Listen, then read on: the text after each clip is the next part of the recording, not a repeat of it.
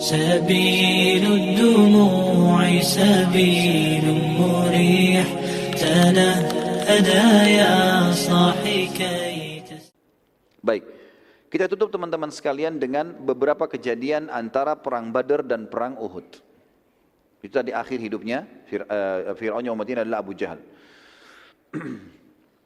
Beberapa kejadian antara perang Badar dan perang Uhud karena dekat sekali nih. Perang Badar tahun 2 Hijriah, perang Uhud tahun 3 Hijriah. Yang pertama adalah ada proses pembebasan tawanan dulu. Kejadian ini terjadi antara perang Badar dan Uhud, kan? Orang-orang Mekah terus membebaskan tawanan perang. Namun terdapat beberapa orang yang tidak ada yang menebus mereka. Di antaranya ada nama yang pertama Safih bin Abi Rufa'ah.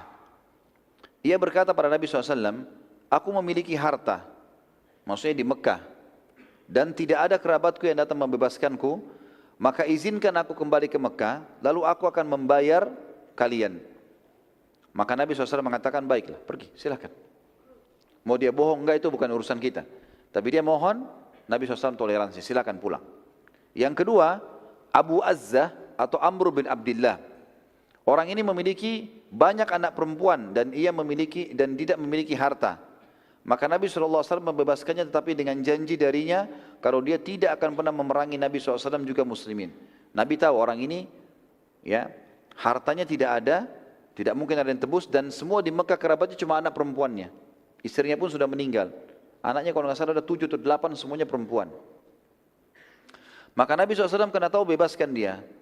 Tapi janji nggak boleh ikut-ikut lagi kalau ada peperangan menyerang muslimin jangan ikut. Dia bilang baik saya janji dibebaskan. Ternyata ya di salah satu peperangan setelah itu dia terlibat dan dia tertawan lagi. Pada saat Nabi SAW melihatnya, ya, kata dia ya, kalau kalian melepaskanku maka aku janji tidak akan memerangi kalian lagi. Kata Nabi SAW, tidak mungkin dan tidak pantas orang mukmin jatuh di lubang 2 kali. Pernah dengar hadis ini ya? Baik, sebab disebutkannya justru karena kejadian orang ini. Dia menjanjikan 2 kali, namanya Amr bin Abdillah. Ini sababul wurud hadis. Kalau Al-Quran kan ada sabab nuzulnya. Lalu kemudian Nabi SAW memerintahkan agar dia dibunuh. Ya.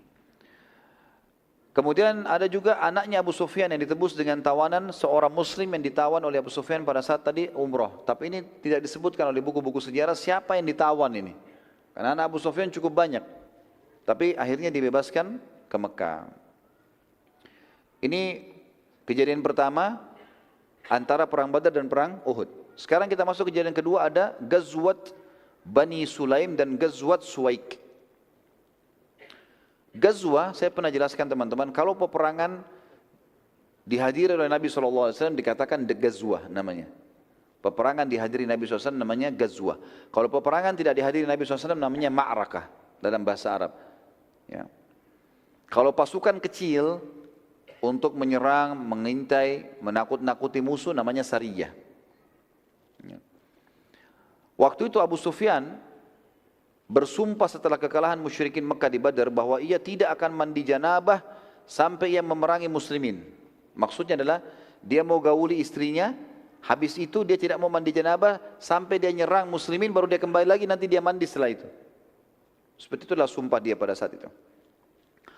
Maka ia pun berhasil mengumpulkan 200 orang yang kerabatnya ada yang jadi korban di Badar, lalu kemudian mereka berkumpul, lalu segera mereka menuju ke Madinah. Sampai tiba di sekitar Madinah, kaum muslimin tidak tahu kalau Abu Sufyan ini datang. Lalu Abu Sufyan menyurati kaum Yahudi di Madinah agar mendukung dari dalam kota. Yang pertama ia surati dari kaum Yahudi adalah Huyai bin Akhtab. Huyai bin Akhtab. Ya, ini sebenarnya kalau dia hidup, dia mertua Nabi nih. Tapi dia mati terbunuh. Huyai bin Akhtab ini nanti terbunuh di perang Quraidah, Bani Quraidah. Nanti kita jelaskan masalah itu. Tapi dia salah satu pimpinan suku Yahudi di Madinah. Yang pada saat itu spontan menolak dan berkata, tidak, aku takut pada Muhammad. Tidak mau dukung. Apalagi pasukanmu cuma 200 orang. 1000 aja di Badar dikalahin. Apalagi 200 gitu. Dan mau nyerang Madinah. Lebih kuat lagi muslimin, gak mungkin. Abu Sufyan lalu menyurati Salam bin Mushkim, salah satu pimpinan Yahudi ini juga nanti kita akan bahas, dia akan terbunuh di perang Khaybar. Pada saat itu Salam bin Mushkim mendukung Abu Sufyan. Dia mengatakan baiklah, Saya akan coba mencari tahu informasi tentang tempat senjata kaum muslimin dan kekuatan mereka. Dan dari pintu mana kamu bisa masuk. Saat sebagian muslimin sedang lalai di perbatasan Madinah, Abu Sufyan rupanya tidak sabar, tidak mau sabar menunggu beritanya Salam bin Mushkim. Maka dia lihat ada muslimin punya perkebunan kurma di luar Madinah, keluar dari pintu gerbangnya Madinah. Keluar, ada yang mengembalakan kambing di luar. Karena dia tidak sabar, maka dia menyerang itu. Dia kan tadi janji, dia tidak mau mandi janabah sampai dia menyerang muslimin. Yang penting serang saja. Mau kalah, mau menang, pokoknya nyerang. Nunjukkan kepada orang Mekah kalau dia bisa menyerang Madinah. Karena orang Mekah sudah putus asa. Nggak ada lagi yang mau menyerang Madinah waktu itu. Maka pada saat itu Abu Sufyan menyerang beberapa pemilik kebun kurma yang di pinggir di luar gerbang Madinah dan juga para pengembala. Karena jumlah mereka sedikit, akhirnya mereka berhasil dibunuh oleh Abu Sufyan dan salah satu dari orang tersebut, beberapa orang tersebut selamat tapi yang dibunuh satu orang oleh Abu Sufyan. Dan Abu Sufyan mengambil miliknya orang muslim itu, pedangnya, ya, alat-alat cangkulnya segala macam diambil, dibawa ke Mekah. Pada saat berita tersebut didengar oleh Nabi SAW, Nabi SAW segera membentuk pasukan dan mengejar Abu Sufyan. Dengan pasukannya tadi, pengejaran tersebut dipimpin langsung oleh Nabi SAW. Dan ini disebut dengan Ghazwah. Karena Nabi ikut sendiri ya. Dan dikatakan Ghazwah Bani Sulaim dan atau Ghazwah Suwaik. Tadi mungkin saya keliru mengucapkan di awal. Jadi bukan dua peperangan tapi satu. Ghazwah Bani Sulaim atau Ghazwah Suwaik. Sebabnya dikatakan ini kenapa? Karena nama kurma yang banyak dibawa oleh Abu Sufyan pada saat itu adalah nama kurma yang dikenal dengan nama Suwaik. Dan mereka makan kurma, lalu bijinya dibuang-buangin. Nah karena Abu Sufyan waktu lari dikejar, banyak biji kurmanya Suwaik, maka diistilahkan dengan Ghazwat Suwaik. Karena kurma-kurma tersebut menjadi beban bagi Abu Sufyan dan pasukannya, maka untuk melarikan diri ke Mekah, maka mereka melepaskan itu.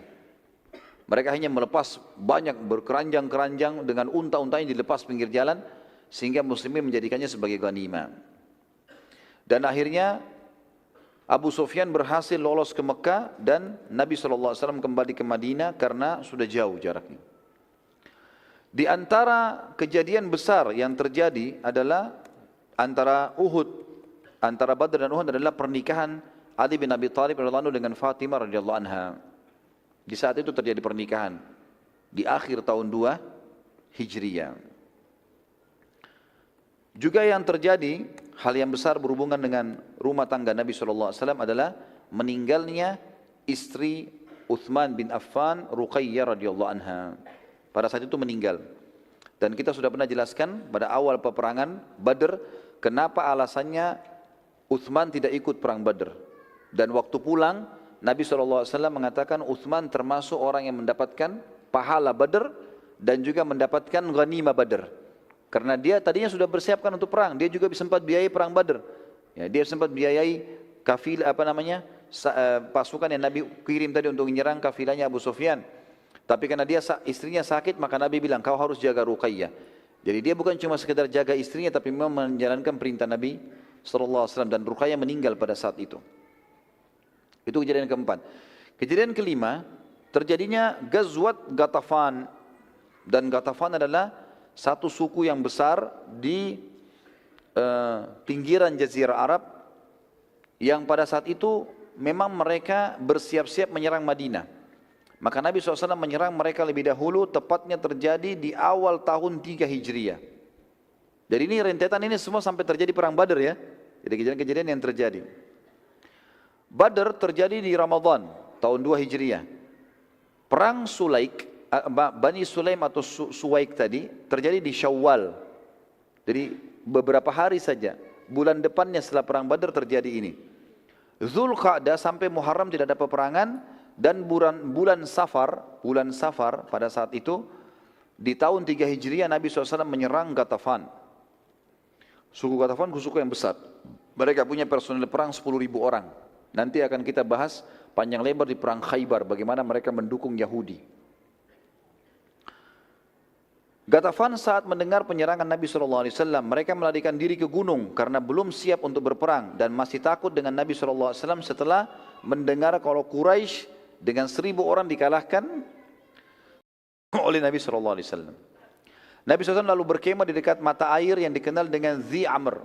Mata air Dhi Amr, oleh karena itu peperangan juga disebutkan dengan Ghazwat Dhi Amr. Bisa Ghazwat Dhi Amr atau bisa Ghazwat Ghatafan. Nabi SAW berkemah di lokasi tersebut untuk menunjukkan kekuatan muslimin bahwa Islam sudah ekspansi sampai ke wilayah Najd, dan Najd adalah wilayah utaranya Jazirah Arab. Dan suku Ghatafan tidak berani menghadapi Nabi SAW. Tentu pada saat itu tidak terjadi konteks peperangan, hanya saja kejadian kecil, ada yang terjadi kejadian kecil di sini.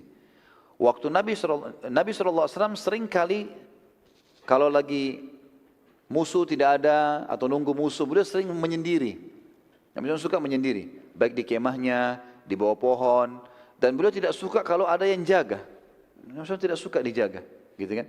Nabi SAW duduk, kalau ada sahabat yang duduk temani disilakan, tapi beliau lebih suka menyendiri. Pada saat Nabi SAW lagi nunggu di sekitar mata air Dhi Amr tadi, di tempatnya suku Ghatafan ini, rupanya suku Ghatafan kan sembunyi di atas gunung, dan di atas gunung susah untuk diserang, karena kalau diserang di atas gunung mereka bisa lempar anak panah mengalahkan muslimin. Nabi SAW nunggu di bawah, tapi mereka tidak turun. Pada saat Nabi SAW sedang sendirian di kemah dan pintu kemahnya terbuka, rupanya ada orang-orang suku Ghatafan melihat dari atas gunung, dan mereka mengatakan, sungguh tidak ada kesempatan membunuh Muhammad kecuali saat ini. Siapa yang siap membunuhnya? Kemahnya terbuka, teman-temannya lagi berserakan, tidak ada yang temanin, dia sendirian. Maka ada satu orang prajurit Ghatafan namanya Dathur bin Harith. Dathur bin Harith. Orang ini mengatakan saya akan melakukannya. Maka dia pun turun menyelinap di antara pasukan muslimin, dan pada saat itu Nabi SAW lagi tertidur. Tiba-tiba dengan kelelahan tertentu, Dathur bin Harith tanpa diketahui oleh muslimin sudah ada dalam kemah Nabi SAW, dan luar biasanya dia sudah berada di atas kepala Nabi SAW dan sudah henuskan pedangnya dan diletakkan di leher Nabi SAW. Orang ini sudah di situ, di kemah Nabi. Sahabat pun kalau mau tolong, bagaimana caranya mau tolong ini? Sudah susah. Dia bilang apa? Sahabat ngurumun dekat kemah, sudah lihat orang ini. Kata dia, siapa yang bisa menyelamatkanmu dariku, hai Muhammad? Ini sekarang ini, pedang sudah di lehermu, tinggal aku iris mati nih. Tinggal tusuk mati, gitu kan? Sementara aku pasti akan membunuhmu. Maka Nabi SAW dengan sangat tenang dan penuh keyakinan mengucapkan satu kalimat, Allah. Kalimat itu saja. Tiba-tiba dengar kalimat Allah, dengan hikmah Allah, Dathur bin Harith ini terdorong ke belakang. Tiba-tiba terdorong, ya entah bagaimana terjadi. Yang jelas kemudian dia terjatuh dan pedangnya jatuh. Dengan sangat cepat Nabi SAW berdiri, megang pedang lalu menaruh di lehernya Dathur. Lalu kata Nabi SAW kepada Dathur, siapa yang bisa menyelamatkanmu dariku sekarang? Maka Dathur berkata, tidak ada. Perdamaian hai Muhammad, perdamaian. Damai. Maka pada saat Dathur balik ke kaumnya, Nabi lepaskan, sudah lepas. Bayangkan ya, Nabi sudah mau dibunuh loh ini. Nabi masih biarkan, sudah pergi aja. Dia pergi. Lalu kemudian karena dia bilang damai ya. Kalau dia juga sombong disebutin nama patung, mungkin Nabi sudah tebas. Maka di sini Dathur waktu pulang ke kaumnya ditanya oleh kaumnya, ada apa? Ya. Kenapa kamu bagaimana ceritanya? Dia bilang saya begini, saya begitu. Dan pada saat Muhammad menyebutkan nama Allah, tiba-tiba saya merasa ada yang mendorongku dengan sangat keras. Dan aku tidak tahu apa, aku tidak bisa lihat. Dan Muhammad memiliki kelebihan yang luar biasa sampai dia bisa membalikan keadaan. Maka aku pun menyerah. Dan perlu teman-teman tahu, ternyata Dathur bin Harith ini dianggap oleh suku Ghatafan adalah prajurit terhebatnya. Berarti dengan perilaku ini, yang lainnya pasti tidak mampu lagi. Yang ini aja nggak mampu, apalagi yang lainnya. Gara-gara itu juga dengan hikmah, kata para ulama, hikmah Allah SWT, mereka tidak berani turun menyerang Nabi SAW. Andai saja Dathur dengan hikmah Allah berhasil melukai Nabi misalnya, atau berhasil duel dengan Nabi, tidak terjadi perilaku seperti tadi, maka mungkin mereka punya keberanian untuk menyerang Nabi SAW. Karena perlu diketahui, saya sudah bilang tadi, Ghatafan teman-teman punya 10.000 orang personel perang, semuanya bisa berkuda. Kalau dikatakan personel berkuda ini teman-teman bisa menyerang di atas kuda, memanah dari atas kuda, melempar tombak, bisa menyerang kuda. Kudanya juga dilatih bisa menyerang musuh. Jadi luar biasa nih. Tapi dengan hikmah Allah terjadi begitu. Setelah itu tentu Nabi SAW lihat sudah berhari-hari mereka tidak turun. Lalu si Dathur ini membawa berita, kami damai, kami damai. Semua sukunya juga siap damai, dikirimlah surat. Ya Muhammad, kami damai. Lalu Nabi SAW pun pulang ke Madinah. Terjadi juga setelahnya Ghazwa Furq namanya, Ghazwat Furq di wilayah selatan Madinah, tepatnya di wilayah Najran. Najran ini mayoritasnya orang-orang Nasrani, gitu kan? Di bawah kekuasaan Romawi pada saat itu. Pada bulan Rabiul Awal, tadi bulan Safar terjadi penyerangan suku Ghatafan, tahun 3 Hijriah. Bulan Rabiul Awal, sebulan setelahnya, Nabi SAW menuju ke Furq untuk menghalangi kafilah Quraisy lagi, tapi misi ini belum berhasil karena kafilah berhasil lolos. Kemudian terjadi juga Ghazwa Bani Qainuqa, Ghazwat Bani Qainuqa, ya. Dan Ghazwa Bani Qainuqa ini adalah orang-orang Yahudi tentunya, ya, kaum Yahudi yang memang ada pada saat itu teman-teman sekalian di Madinah. Di Madinah ada 3 suku Yahudi. Di Madinah ada 3 suku Yahudi. Pernah kita jelaskan ini. Ya. Suku Yahudi ini ada 3. Siapa yang bisa sebutkan? Jangan, yang lain. 3 suku Yahudi. Allah.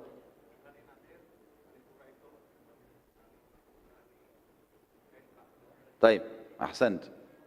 Ini pentingnya majelis ilmu harus hafal ini, ya. Jangan cuma masuk sini keluar sini, tutup yang ini. Biar dia tinggal di dalam ini.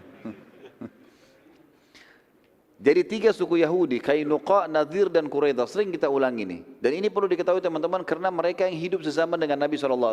Dan setelah itu banyak Yahudi sekarang menyebar dari 3 suku ini. Seluruh dunia, kebanyakan dari mereka. Gitu kan? Baik. Suku Yahudi ini 3-3-nya diusir dari Madinah. Dan mereka nanti menuju ke Khaybar, lalu mereka diusir dari Khaybar, keluar dari Jazirah Arab di zaman Umar bin Khattab. Nanti kita akan jelaskan panjang lebar semua masalah itu. Dan jelas, mereka dikeluarkan dari Madinah karena ada sebabnya. Selama orang kafir di wilayah Muslim tidak buat masalah, tidak akan diganggu. Dan itu subhanallah sudah menjadi sebuah sorotan mata di dunia ini. Semua orang tahu. Kalau negara itu mayoritas Muslim, non-Muslimnya tidak diganggu. Kalau kita balik, Muslim yang minoritas sudah umum kalau ditindas. Gitu kan? Itu subhanallah terbukti dalam fakta sejarah. Ini juga terlihat di depan mata. Orang-orang Yahudi di Madinah selama tidak buat masalah, Nabi SAW tidak ganggu sama sekali. Termasuk tadi ada Salam bin Mushkim, pimpinan mereka, yang mau coba bantu Abu Sufyan. Nabi tahu, tapi Nabi tidak hukum karena Abu Sufyan tidak berhasil masuk. Kalau berhasil masuk baru dihukum, gitu loh. Suku Qainuqa ini teman-teman sekalian salah satu suku Yahudi yang pertama yang diusir, ya, suku pertama Yahudi yang diusir oleh Nabi SAW, ada sebabnya. Kalau saya ibaratkan meja ini kota Madinah, yang saya sedang di depan saya meja ini, ada benteng Madinah mengelilingi kota Madinah, tembok yang tinggi dan ada pintu gerbangnya dari muka dan belakang, biasa dibuka di waktu tertentu, pagi, malam ditutup. Di dalam kota Madinah teman-teman, setiap suku juga punya benteng-benteng. Setiap suku juga punya benteng. Ini ada benteng, ada benteng. Termasuk 3 suku Yahudi itu punya benteng. Qainuqa punya benteng sendiri. Di dalam benteng mereka ini teman-teman, semua rumah sukunya, satu sukunya, dalam ada pasar, ada sumur, ada peternakan, ada luar biasa. Seperti satu kota. Kota di dalam kota gitu. Gitu kan? Jadi semua begini. Jadi musuh-musuh pun tidak bisa menyerang mereka. Seperti itu. Dan nanti kita akan lihat bagaimana Nabi SAW mengepung benteng-benteng mereka. Suku Qainuqa ini dan suku-suku yang lain, kalau pagi mereka buka pintu gerbangnya untuk memberikan kesempatan orang kalau mau belanja di pasar. Rupanya ada satu orang muslimah, sahabiat Nabi, masuk ke toko emas. Punya salah satu anak muda Yahudi Qainuqa. Rupanya wanita ini bercadar, mau beli emas. Gitu kan? Digodai oleh penjaga toko ini, yang pemilik toko orang Yahudi. Suruh buka cadarnya, dirayu-rayu. Sahabatnya ini tidak layani. Waktu dia lihat godaan ini mengganggu dia dan sampai dia mau keluar, rupanya dengan sangat lihai si Yahudi ini, dia mencantolkan, dia mengejar dari belakang, dia mencantolkan besi tajam, ya, besi yang tajam kayak kail, yang akhirnya waktu sahabat ini jalan, sobek bajunya. Dan karena dia tidak tahu kalau itu terpasang, maka sobek dari bawah sampai ke atas bajunya, sobek, kelihatan auratnya. Gitu kan? Lalu pemilik toko ini sama teman-temannya tertawakan sambil lihat auratnya. Lewat satu orang sahabat Nabi laki-laki, kemudian sahabatnya ini lihat si Yahudi tadi. Dia tahu ini pemilik tokonya siapa. Dia juga kebetulan mau belanja di pasar itu. Dia bawa pedang. Dia datangin, dia lihat muslimin, ditanya kenapa ini orang memalukan saya, ditebas sama si muslim. Pemilik tokonya dibunuh. Orang-orang pasar Yahudi kena lihat ini lagi dibunuh, maka mereka pun mengeroyoki si muslim. Waktu dikeroyoki si muslim tadi teman-teman sekalian, sahabat tadi sempat lari pulang. Berusaha menutup bajunya yang sudah sobek tadi, kemudian datang kepada Nabi SAW, ya Rasulullah ceritanya begini. Karena wanita ini terpercaya di tengah muslimin dan Nabi SAW tahu siapa dia, maka Nabi tidak pakai banyak tanya, langsung saja Nabi SAW membentuk pasukan mengepung Qainuqa, Dan pada saat itu teman-teman perlu kita tahu ya, Qainuqa itu waktu itu di bentengnya memiliki 700 orang personel perang. Ini tentara yang sudah dilatih militer, 700 orang. Dan mereka bersenjata lengkap. Mereka juga memiliki benteng yang sangat kokoh di Madinah. Di dalam benteng tersebut semuanya ada sumur, pasar, perkebunan, peternakan, dan cukup untuk memberikan mereka kehidupan kalaupun ada musuh sedang mengepung mereka 1 bulan atau 2 bulan mereka tidak apa-apa nggak keluar. Semuanya ada. Gitu. Qainuqa waktu mengetahui Nabi SAW mengepung mereka, cukup kebutuhan itu 1 tahun ya, bukan 1 bulan, 1 tahun. Di riwayat mengatakan begitu. Waktu Nabi SAW mengepung Qainuqa dan meminta, Nabi minta yang membunuh sahabat tadi, muslim tadi, semua yang ikut partisipasi membunuhnya di pasar, serahkan kepada kami. Itu saja. Kalau enggak kami akan serang benteng ini. Rupanya mereka dengan sombong, mereka mengatakan dari atas benteng mereka, hai Muhammad, apa kau pikir kami takut? Apa kau pikir kami seperti Quraisy yang bisa kau kalahkan begitu saja? Lalu kemudian mereka mengatakan, bila kau mau memerangi kami, kami pasti akan melawanmu. Nabi SAW dapat tantangan begini, lalu Nabi SAW berdoa kepada Allah, minta petunjuk, Allah tunjukkan kalau Qainuqa memang ini harus diperangi. Dan Allah turunkan firman-Nya dalam surah Al-Imran, surah nomor 3 ayat 12 sampai ayat 13. Allah SWT berfirman, a'udzubillahi minasyaitonirrajim, kul lilladina kafaru satughlabuna wa tuhsyaruna ila jahannam wa bi'sal mihad qad kana lakum ayatun fi fi'atain iltaqata fi'atun tuqatilu fi sabilillahi wa ukhra kafiratun yarawnahum mithlaihim ra'yal ain wallahu yu'ayyidu binasrihi man yasha wal inna fi dhalika la'ibratan liulil absar. Katakanlah hai Muhammad kepada orang-orang yang kafir, kamu pasti akan dikalahkan di dunia ini dan akan digiring ke dalam neraka jahanam, dan itulah tempat yang seburuk-buruknya. Maksudnya di sini Nabi SAW disuruh bilang kepada suku Qainuqa, kalian nantang perang, ini ayat-ayat turun. Katakan kepada mereka, hai Muhammad, kalian pasti akan dikalahkan. Ini pasti akan diserang, kalian akan kalah. Itu janji Allah. Dan kalian akan digiring ke neraka jahanam. Bagi yang mati dalam peperangan ini akan digiring ke neraka jahanam. Gitu kan? Dan itu seburuk-buruk tempat. Ayat 13-nya, sesungguhnya telah ada tanda bagi kalian, ya, orang-orang beriman, tentang 2 golongan yang saling bertempur. Maksudnya adalah antara muslimin dengan orang-orang musyrik Mekah di perang Badar. Segolongan berperang, ya. Jadi di sini disuruh katakan, hai manusia, maaf tadi saya bilang orang beriman. Jadi Allah mengatakan, hai orang-orang Yahudi, seperti itulah. Hai orang-orang kafir, kalian tahu loh tentang kisah bertemunya antara 2 pasukan di jalan Allah. Yang satu golongan yang berperang jalan Allah dan yang lain kafir. Dan orang kafir itu, orang-orang musyrik Mekah, melihat pasukan muslimin 2 kali lipat jumlahnya dengan penglihatan mata mereka. Allah menguatkan dengan pasukannya siapa yang dia kehendaki. Sesungguhnya pada demikian itu terdapat pelajaran bagi orang-orang yang memiliki atau mempunyai mata hati. Setelah terkepung selama 15 hari, akhirnya Bani Qainuqa meminta perdamaian. Padahal mereka sangat kuat, mereka bisa bertahan setahun tidak keluar. Tapi Allah tanamkan rasa takut dalam hati mereka dengan beberapa kali menyurati Nabi SAW. Tapi Nabi selalu menolak, Nabi tetap akan memerangi. Sampai akhirnya Nabi SAW mensyaratkan, kalau mau maka kalian harus tunduk dengan hukumku. Terserah, aku mau lakukan apa saja pada kalian. Subhanallah, karena takutnya mereka, akhirnya mereka mengatakan baiklah. Dan seluruh Qainuqa menyerah, membuka pintu gerbangnya. Termasuk 700 orang, ya, personil perangnya, prajurit-prajuritnya. Nabi SAW itu sudah niat untuk membunuh semuanya, tapi ternyata ada pemimpin orang-orang munafik namanya Abdullah bin Ubaidillah bin Salul. Kebetulan Abdullah bin Salul ini adalah partner bisnisnya suku Qainuqa. Banyak toko-toko di situ yang diinvestasi. Abdullah bin Ubaidah bin Salul ini ikut investasi. Maka dia dikatakan halif. Halif itu adalah partner. Ya. Waktu itu Nabi SAW sudah niat, ini harus dibunuh. Karena mereka memang sudah turun dengan hukum Nabi SAW. Ternyata Abdullah ini datang, bin Ubaidah bin Salul ini, lalu dia mengatakan kepada Nabi SAW, ya Rasulullah, berbuat laiklah pada sekutu-sekutuku. Gitu kan. Dengan kalimat kasar ya.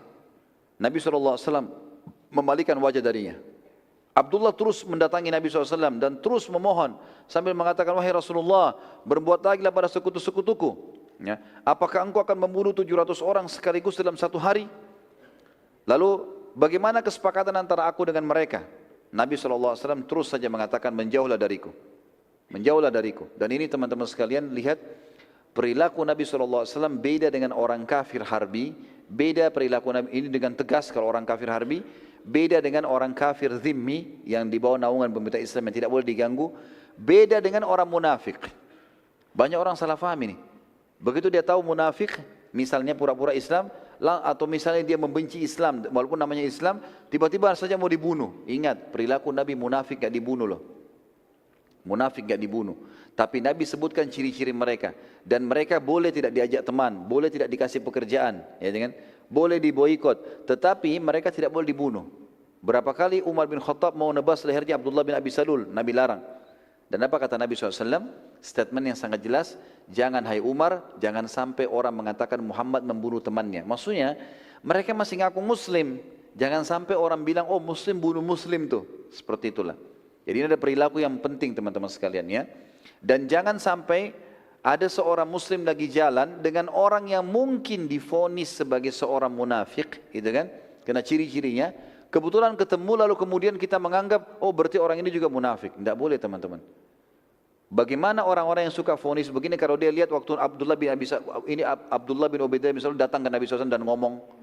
Bagaimana kalau di zaman Nabi ada kamera teman-teman sekalian dan mereka lihat orang-orang munafik dulu di majelisnya Nabi. Mungkin sudah Nabi juga disalahkan, gitu kan? Jadi nggak boleh sembarangan ini. Kita harus tetap adil melihat individu Muslim itu. Karena kita tidak bisa tahu ini munafik atau bukan, gitu kan? Dan kalaupun dia datang ngobrol, Nabi SAW masih layani, bahkan dia minta 700 personel ini jangan dibunuh. Terus saja dia datang, ya. Abdullah terus mengatakan, aku tidak akan membiarkanmu wahai Rasulullah sampai engkau berbuat baik pada sekutu-sekutuku. Sampai akhirnya Nabi SAW mengatakan, baiklah, ambil semua untukmu, silahkan. Akhirnya Abdullah memerintahkan agar 700 orang itu dibebaskan. Sebagian dari kaum Qainuqa karena masih takut dan akhirnya karena takut mereka hijrah ke wilayah Khaybar. Mereka hijrah ke wilayah Khaybar.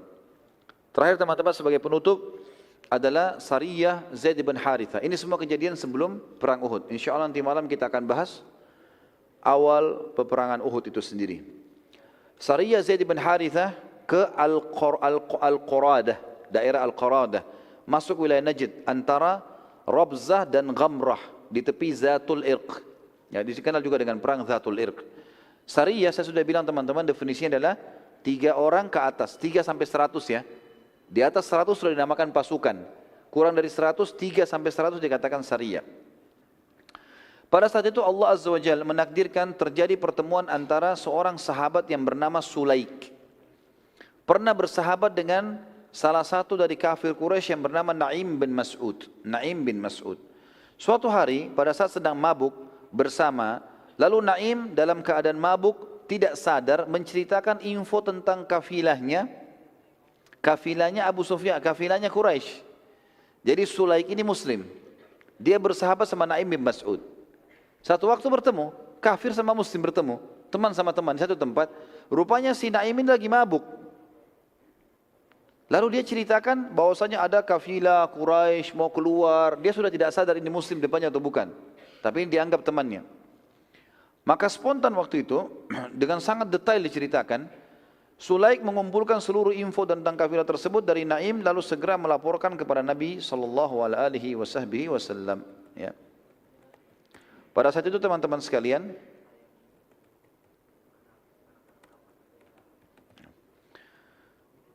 Nabi SAW segera mengambil keputusan membentuk Sariyah yang dipimpin oleh Zaid bin Harithah radhiyallahu anhu. Zaid bin Harithah adalah dikenal dengan dulunya anak angkat Nabi SAW, Harithah, Zaid, dan ini dijadikan pemimpin dalam perang ini. Pada bulan Jumadil Tsaniyah tahun 3 Hijriah, Nabi SAW mengutus Sariyah dipimpin oleh Zaid bin Harithah dengan pasukan kurang lebih 100 orang berkuda bertujuan menghalangi kafilah tadi Quraisy yang dipimpin oleh Safwan bin Umayyah bin Khalaf, Huwaitib bin Abdul Uzza dan Abdullah bin dipimpin oleh Safwan bin Umayyah dan Huwaitib bin Abdul Uzza, kafilah itu. Kemudian ada juga satu orang dari Quraisy yang ikut di situ, pimpinannya Abdullah bin Abi Rabi'ah. Dalam kafilah tersebut terdapat cukup banyak harta, terdiri dari bejana perak dan yang bernilai kurang lebih satunya 3.000 dirham. Jadi benda-benda yang sangat mahal. Petunjuk jalan Quraisy bernama Furrad bin Hayyan al-Ajali, yang menuntun Quraisy melalui wilayah Zatul Irq dan memasuki wilayah Irak supaya menghindari Madinah. Pada saat itu Zaid bin Harithah berhasil menemukan mereka dan berhasil mendapatkan kafilah lalu menyerang, tapi sayangnya kafilah tersebut berhasil meloloskan diri, terutama pada saat Zaid bin Harithah sibuk melawan prajurit-prajuritnya. Mereka berhasil melarikan kafilah-kafilah tadi. Yang ditawan oleh Zaid hanya pemimpin kafilah yang bernama Furrad bin Hayyan al-Ajali. Saat Furrad bin Hayyan al-Ajali dibawa ke hadapan Nabi SAW, Nabi SAW menawarkan Islam. Kalau dia tidak mau maka akan dibunuh. Maka ia pun akhirnya memilih Islam. Dia memilih Islam dan dianggap misi ini tetap dianggap berhasil walaupun tidak sempat mendapatkan kafilah karena Zaid bin Harithah menawan pimpinannya dan pimpinan kafilah masuk Islam. Allahu a'lam bissawab. Ini insyaallah yang bahasan kita teman-teman sekalian, dan kita akan masuk insyaallah di bahasan kita setelahnya masalah perang Uhud ya. سبيل الدموع سبيل